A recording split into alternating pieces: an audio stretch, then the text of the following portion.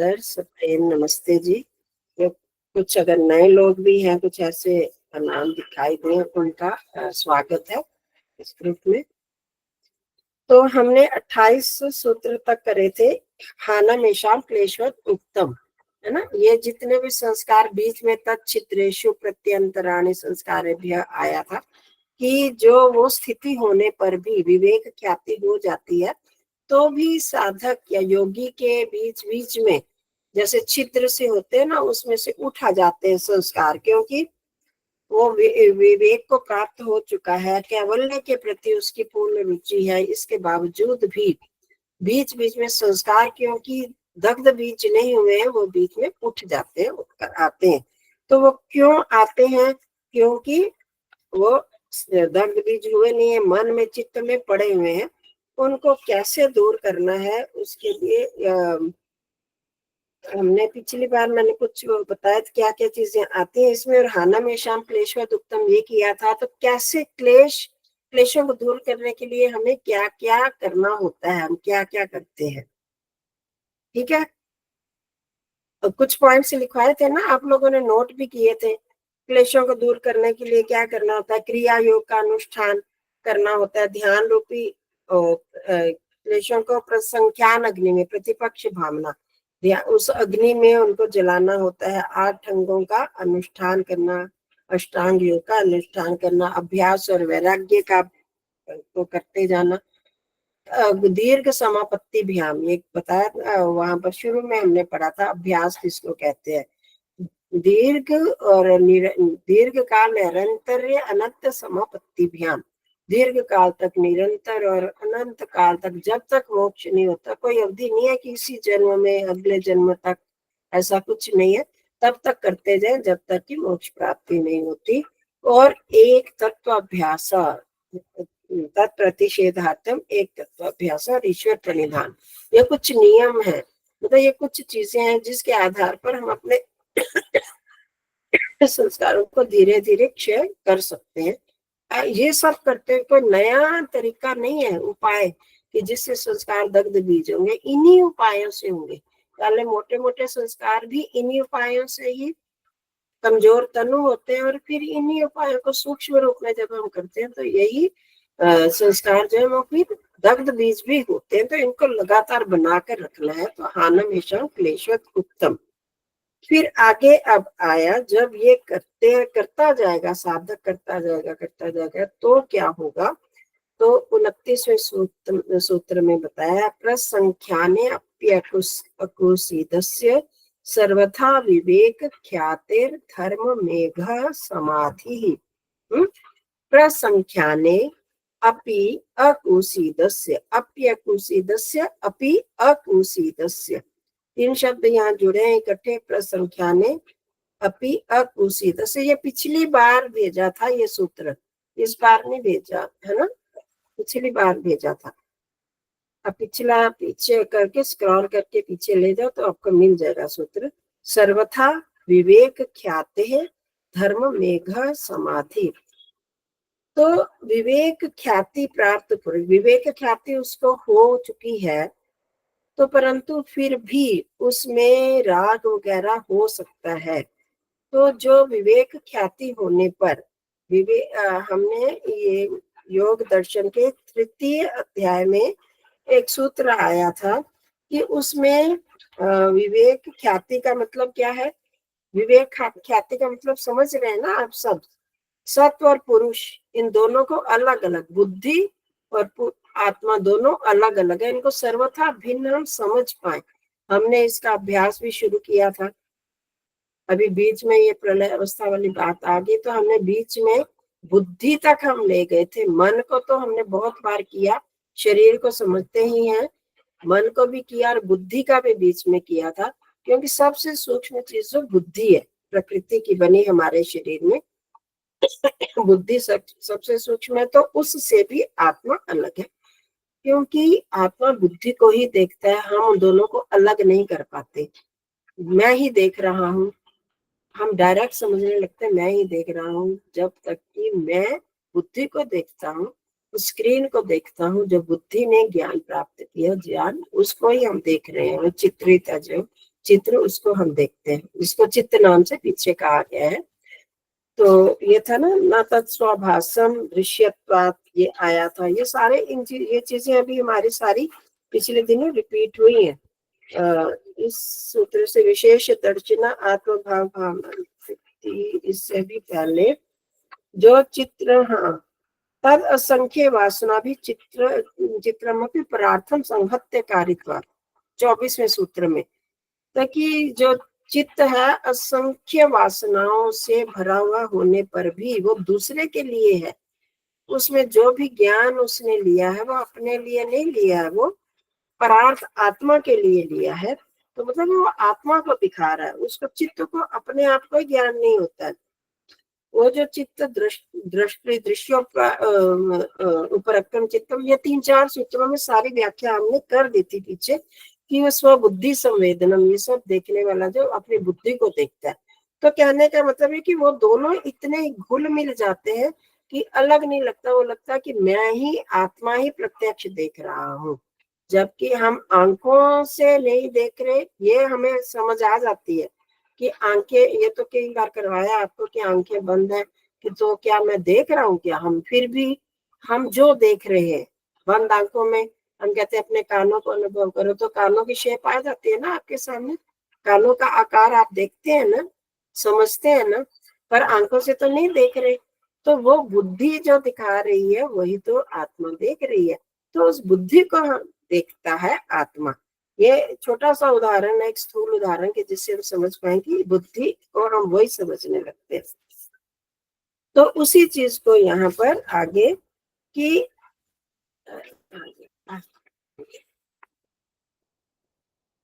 हाँ, तो वो ये जो योगी है, प्रसंख्यान होने पर, मतलब सत्व पुरुष अन्यता ख्याति होने पर, इसी को प्रसंख्यान या विवेक ख्याति होती है। ये इसको कहते हैं सत्व पुरुष अन्यता ख्याति।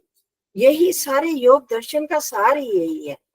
देखिए, हमने यहाँ तक पहुंचना है, फिर आगे की स्थिति अपने आप बनती जाएगी। तो इसीलिए हम ध्यान में भी इसी को महत्व देते हैं। इसी चीज को ही हमने पक्का करना है कि मैं अलग हूँ, मैं ही हूँ, मेरे से ये चीजें सब अलग है, मैं इन सब से भिन्न स्थिर आत्मा, अपरिवर्तनशील, और इन सब में परिवर्तन होने वाला है। इस चीज को हमने पक्का करना है। तो यही विवेक ख्याति है। तो वो विवेक ख्याति होने पर और जब विवेक ख्याति के बाद सिद्धियां प्राप्त होती हैं। ये योग दर्शन के 3य अध्याय में एक सूत्र आया था, सत्व पुरुष अन्यथा ख्याति मात्र से सर्वभाव अधिष्ठातृत्व सर्वज्ञातृत्व च। एक सूत्र था कि वहां पर बहुत सारी सिद्धियां थी ना, तो उन सिद्धियों में जब प्रसंख्यान होने पर आत्मा को सत्व पुरुष अन्यथा ख्याति जब प्राप्त हो जाती है, तो योगी ने सत्व पुरुष, सत्व अलग है, पुरुष अलग है, अन्यथा ख्याति मतलब दोनों में अलग अलग ख्याति, मतलब ज्ञान हो गया। ये उसको पक्का ज्ञान हो गया, सत्व अलग पुरुष अलग। जब उससे फिर उसको, ये सिद्धि है, एक बड़ी भारी सिद्धि है। और इस सिद्धि से क्या फल मिलेगा? सर्व भाव अधिष्ठातृत्व, सब पर वो अधिष्ठाता बन जाता है, या सब भावों में उस पर उसका अधिकार हो जाता है, तो उस उन भावों पर भी अधिकार कर लेता है। और सर्व ज्ञातृत्व जो, और बहुत कुछ जान लेता है। मतलब सर्व सब कुछ जान लेता है, भूत का भी जान लिया, भविष्य का भी कुछ जान लेगा। तो जो जो हो सकता है, संभव है जितना। परमात्मा की तरह सर्वज्ञ तो नहीं होगा। अपने मन की चीज, मैंने पिछले जन्म में कौन सा जन्म प्राप्त किया, क्या सा संस्कार है मेरे अंदर, कैसे, ये सब चीजें वो जान लेता है। इतनी स्थिति होने पर भी वो इससे भी वैराग्य कर लेगा। अगर इस स्थिति में प्रसंख्याने अप्यकुसीदस्य, उसमें सत्व पुरुष अन्यथा ख्याति होने पर और इससे प्राप्त जो सिद्धियां हैं उनमें अकुसीद, वीतराग मतलब राग का ना होना, कुसीद होता है राग में फंस जाना, और अकुसीद राग में ना फंसना, वीत राग होने पर उसका फिर सर्वथा विवेक ख्याति, तो पूर्ण रूप में हमेशा ही फिर विवेक ख्याति रहेगी उसकी। हम बीच बीच में राग में फंस जाते हैं, संसार की विषयों में फंस जाते हैं, तो हमारी वो विवेक ख्याति फिर बंद हो जाती है। वो विवेक ज्ञान जो है वो आवरित हो जाता है, आवरण में फंस जाता है, उस ज्ञान के आवरण में। तो परंतु उस योगी को फिर पूरी रूप से विवेक ख्याति हो जाती फिर धर्म में एक समाधि प्राप्त होती है। समझ में आया? धर्म में एक समाधि के बारे में पढ़ा, पहले भी कहीं आया है। तो परंतु धर्म में एक समाधि के विषय में लोगों में बड़ी भ्रांति है। कोई कहता है कि संप्रज्ञात समाधि का रूप है, कोई असंप्रज्ञात। पर यहाँ सारे वर्णन से स्पष्ट होता है कि ये असंप्रज्ञात की स्थिति है। तो देखिए उसकी वृत्तियां तो सारी समाप्त हो चुकी हैं, संस्कार सिर्फ रह गए हैं ना। संस्कार दग्ध बीज वृत्ति निरोधा योगश चित्त वृत्ति निरोधा। समाधि क्या है? चित्त की वृत्तियों का निरोध। यहाँ पर भी हमारे रोजर के विद्वानों में भी मतभेद है। मतलब कि वो कहते हैं कि संप्रज्ञात समाधि का रूप है ये स्वामी विवेकानंद जी वगैरह, और इधर ये कहते हैं असंप्रज्ञात का रूप है मुनि सत्यजीत जी। और यहाँ पढ़ने से हमें तो यही दिखाई देता है कि असंप्रज्ञात का स्वरूप है। ये स्थिति कब आ रही है? जब पूरी तरह से विवेक ख्याति होगी, उसके संस्कार ही सिर्फ बचे, वृत्ति कोई नहीं बची उसकी, है ना। उसका अस्मितानुगत समाधि उसको प्राप्त हो चुकी है, उसकी वृत्ति कोई शेष ही नहीं रही। जब वृत्ति शेष नहीं रहती, सिर्फ संस्कार बचते हैं, वो तो असंप्रज्ञात समाधि की स्थिति होती है ना, प्रारंभिक स्थिति। और तब उसको धर्म में एक समाधि प्राप्त हो रही है। ये हाँ जी, आप क्या पूछना चाह रहे हो? हाँ माता जी, मैं ये पूछ रही थी, इसमें तो लिखा है ना कि जब संप्रज्ञात समाधि, मतलब जब विवेक ख्याति हो जाती है और यही हम्म विवेक ख्याति से जब सिद्धियां मिलती है, जो हमने विभूति पाद में पढ़ी थी, तो ये हम्म सिद्धियों में भी राग नहीं रहना, हाँ राग का हट जाना, मतलब वो बड़ा वैराग्य हो गया कि उसको उस सिद्धि, उसमें भी उसको रुचि नहीं रही है, लेकिन उसकी रुचि केवल ईश्वर में है अभी। तो वो सिद्धियों में भी अगर राग रहित स्थिति होती है तो उसकी जो विवेक ख्याति है वो दृढ़ बन जाती है, मतलब वो पक्की हो जाती है। और उसके बाद इसमें लिखा है कि ये विवेक ख्याति जब दृढ़ बन जाती है तो उसको कहते हैं धर्मवेग समाधि। समाधि। अर्थात अर्थात सर्वोच्च संप्रज्ञात समाधि, ब्रैकेट में इसमें मेरे पुस्तक में ये लिखा हुआ है, स्वामी सत्यपति जी की लिखा है, सत्यपति जी लिखा की, है, जी लिखा है, सत्यपति जी लिखा है, की। लिखा है। और ये व्याख्यान में भी लिखे हैं इन्होंने। क्योंकि यहाँ पर यह बात स्पष्ट हो गई कि धर्म में समाधि असंप्रज्ञात समाधि नहीं है, हाँ, किंतु तो उनका वह यही मानती है प्रज्ञात समाधि की ऊंची अवस्था है। हाँ, मैं यही पर चीज एक एक प्रश्न है माता जी, असंप्रज्ञात समाधि में तो जब हमारे संस्कार दग्ध बीज की स्थिति, तो वो ईश्वर की इच्छा से ही होती है, हमारी इच्छा से तो संस्कार दग्ध बीज होते नहीं है। तो वो स्थिति जो रहती है, तो जब ईश्वर के दर्शन होते हैं, ईश्वर का साक्षात्कार होता है, तभी धीरे धीरे करके वो संस्कार दग्ध बीज होते हैं उनके प्रकाश से, ज्ञान से। तो उस स्थिति को असंप्रज्ञात समाधि कहा है। तो ये फिर धर्म में एक समाधि असंप्रज्ञात समाधि से कैसे हुई? असंप्रज्ञात समाधि की बहुत स्थितियां, जैसे संप्रज्ञात समाधि 4 प्रकार की है: स्थूल, सूक्ष्म, आनंदानुगत, अस्मितानुगत। अस्मितानुगत समाधि में विचार रहता है, वृत्ति रहती है, ठीक है, आत्मवृत्ति रहती बनी रहती है ना। अब वो वृत्ति भी समाप्त हो गई। यहाँ पीछे जितना भी वर्णन आया है अभी इससे पहले, उनमें वृत्ति तो कोई रही नहीं ना। अभी ये आया, हानमेषां क्लेशवत् उक्तम संस्कारेभ्यः तच्छिद्रेषु प्रत्यंतराणि। 27वां सूत्र निकालो, तच्छिद्रेषु प्रत्यंतराणि संस्कारेभ्यः। अब जब उसको विवेक ख्याति हो गई है, इससे पहले भी, अब उसका मन केवल वो विवेक की तरफ है और कैवल्य की तरफ उसकी वृत्ति बनी हुई है। उसको कोई भी बाहर की वृत्ति है ही नहीं। अब जो बीच बीच में व्युत्थान संस्कार वाले जो व्यवहार काल वाले उठते हैं, उस संस्कार उठते हैं, वृत्ति कोई नहीं उठ रही है। यहाँ पर कोई वृत्ति आई है क्या? संस्कार तो असंप्रज्ञात समाधि में रहते हैं ना। संस्कार असंप्रज्ञात समाधि में ही खत्म होते हैं धीरे धीरे, अभी आपने कहा।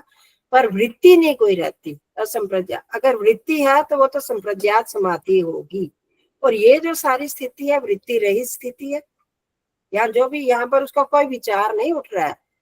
वो अपने सत्व पुरुष अन्यथा ख्याति प्राप्त कर चुके हैं। संप्रज्ञात समाधि, जैसे हम कह सकते हैं संप्रज्ञात समाधि को जैसे ही क्रॉस किया, असंप्रज्ञात में प्रवेश किया, वो धर्ममेघ समाधि वाली बात है।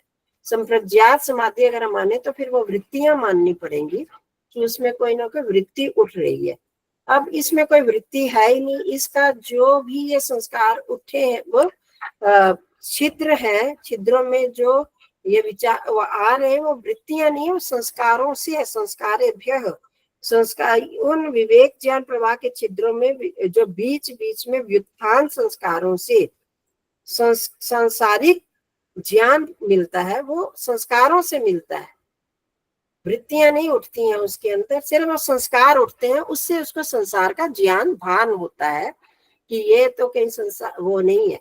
मतलब उसमें जो थोड़ा सा विवेक का क्या हुए विप्लव हो जाता है, अविप्लवा विवेक ख्याति कहते हैं जिसको, वो विप्लव डावाडोल सा हो जाता है। वो केवल इसका संस्कारों के कारण हो रहा है, उसकी वृत्तियों के कारण नहीं हो रहा है। अगर वृत्ति नहीं उठ रही है तो वो तो फिर असंप्रज्ञात समाधि वाली स्थिति है ना। निर्बीज समाधि, निर्बीज क्या है, वृत्ति रहित, और ये वृत्ति रहित स्थिति है यहाँ पर।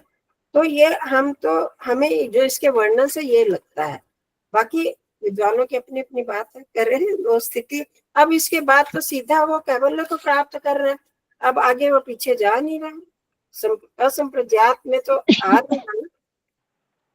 तो माता जी इसमें हम ये समझ सकते हैं ना कि धर्ममेघ समाधि इज इक्वल टू असंप्रज्ञात समाधि। मतलब धर्ममेघ समाधि सेंटर में आएगी, पहले आएगी संप्रज्ञात समाधि, असंप्रज्ञात समाधि की प्रारंभिक स्थिति हम कह सकते। प्रारंभिक स्थिति। जी ठीक है माता जी, धन्यवाद।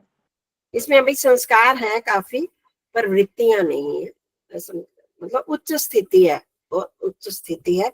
अब इसके बाद क्या हो जाएगा, धर्म में समाधि उसको मिल गई तथा क्लेश कर्म निवृत्ति, उसके बाद क्लेश कर्म समाप्त, तो अब उसको हो जाएगा अब मोक्ष। तो अब तो और कौन सी स्थिति चाहिए उसको। ठीक है, तो मतलब ये सूत्र ही हमको ये चीज सिद्ध कर रहे हैं ना। हम एक उसी परंपरा में क्यों चलते जाए, दो हमें मत मिले, अब हम अपनी बुद्धि से भी सोच सकते हैं कौन सा ठीक है कौन सा गलत है। तो समय जाता हो गया। तो ये भी हम कह सकते हैं संप्रज्ञात समाधि का उच्च स्तर है ये धर्ममेघ समाधि, और असंप्रज्ञात समाधि का पहला स्तर है, इसे भी कह सकते संप्रज्ञात हैं। समाधि की उच्च स्तर कहेंगे तो फिर हमें उसमें वृत्तियां माननी पड़ेंगी योगी अच्छा, में। लेकिन संप्रज्ञात समाधि जब हमारा विवेक ख्याति सतत बना रहता है, उसके बाद वो मैं भी पढ़ा हूँ उसे परवैराग्य आता है, परवैराग्य के बाद वही धर्ममेघ समाधि आती है। हाँ, पर वैराग्य ही हो गया तो वो संप्रज्ञात समाधि के बाद ही तो पर वैराग्य होता है ना। जी जी, तो हाँ। वहां से भी यही सिद्ध होता है, वहां से भी। और प्रथम सूत्र में जहाँ पर वो स्थितियां बताई हैं संप्रज्ञात समाधि का, दूसरे सूत्र में शायद स्थितियां जहाँ पे एकाग्र अवस्था हो, वहां पर भी यही सिद्ध होता है। तो ठीक है, और लोग बोर तो नहीं हो रहे। आपने जैसे बोला है ऐसा दो अभी बोले ना, रोजड़ में भी और ये भी हमने भी ऐसे सुने हैं पहले, इसलिए हाँ। थोड़ा थोड़ा बीच बीच में इसमें थोड़ा कंफ्यूजन हम में भी आता है। तो अब हम अपने हाँ बुद्धि ठीक है, लगा ठीक सोचते हैं, ठीक है। बाकी हम उस स्थिति तक पहुंचे तो सही। ठीक है जी, ठीक है। तो करते हैं अब ध्यान।